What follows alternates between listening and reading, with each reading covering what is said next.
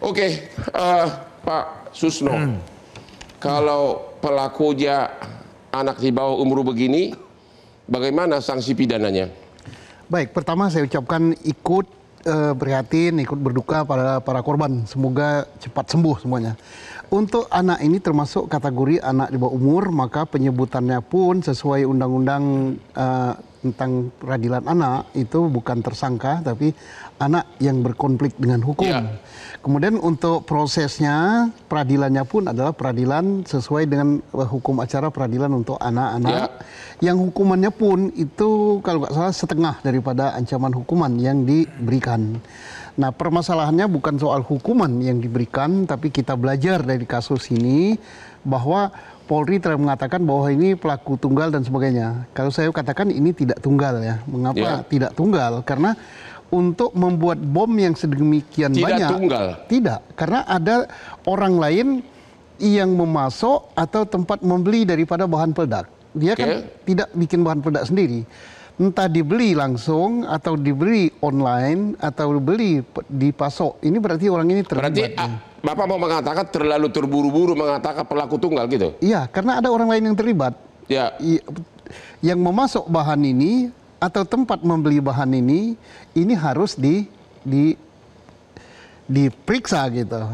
Mengapa dia sampai menjual bahan yang terlarang ini? Termasuk katanya waktu dicek dia punya peralatan di rumah, dia punya semua foto-foto dan video-video kejadian-kejadian penembakan di tingkat dunia.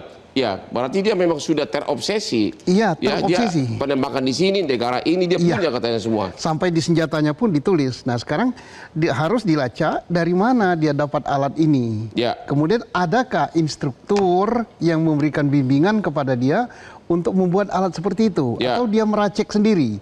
Kalau meracik sendiri ada yang gagal, ada yang meledak, apa langsung begitu diracik diuji coba atau tanpa uji coba langsung diledakkan di masjid dan tempat-tempat lain yang 7 itu. Oke. Nah, sekarang kan udah jelas meledakkan bom. Iya.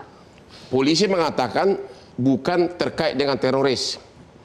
Berarti kalau dari segi KUH pidana ada juga pasal 187 mengeledakkan bom biasa. Jadi mana yang berlaku, teroris atau non teroris? Kalau sekarang penyidik telah menentukan non teroris ini. Non teroris ya. Ya, tetapi tidak bisa dikatakan tunggal ya. Kenapa tidak bisa dikatakan tunggal?